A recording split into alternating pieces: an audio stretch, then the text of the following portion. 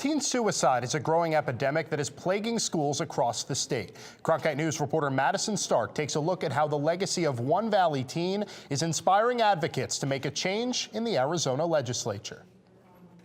In just this 2017-2018 school year alone, 18 kids have died from suicide here in the Valley. I spoke with one family who's been instrumental in working to get a bill introduced to help schools improve training to spot students in trouble. He just was a top-notch kid and top-notch person. Tim Warnock speaks about his son Mitch, who passed away after death by suicide in October 2016.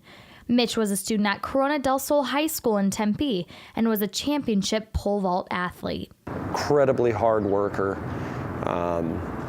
very dedicated to being the best that he could be, extremely competitive, very independent, fiercely independent, and that's probably part of what got him into a little bit of trouble.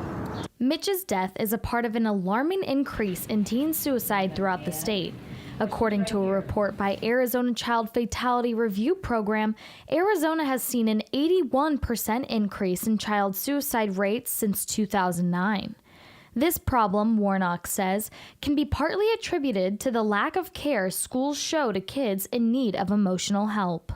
As parents and as teachers who see what the vast majority of teachers are doing and how much they care and how much they're going above and beyond, we just took for granted that there could be school environments that were heartless. In January, SB 1391, more commonly known as the Mitch Warnock Act, was proposed.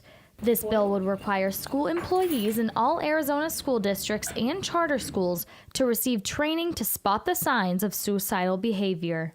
Katie McPherson is an executive director at the Gurian Institute for Educational Consulting, who believes suicide prevention training is essential. Things have changed. Kids are coming to school with some trauma, with some neglect, with some pretty heavy issues.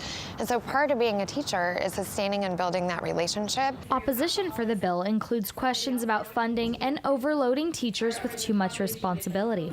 However, State Representative Mitzi Epstein, supporter of Mitch's bill, feels such pushback is insignificant when it comes to saving lives. I live across the street from a high school, and that high school has these stories happen far too often.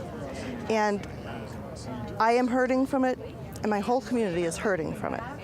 And when we can stop the hurt, let's do that. Let's stop the hurt. Let's save lives. I would have traded everything to have him take that next breath. And I don't want another parent to have to endure that, or another set of high school friends to have to endure that, or their teachers. The Mitch Warnock Act has been assigned to committee, but has not yet had a hearing.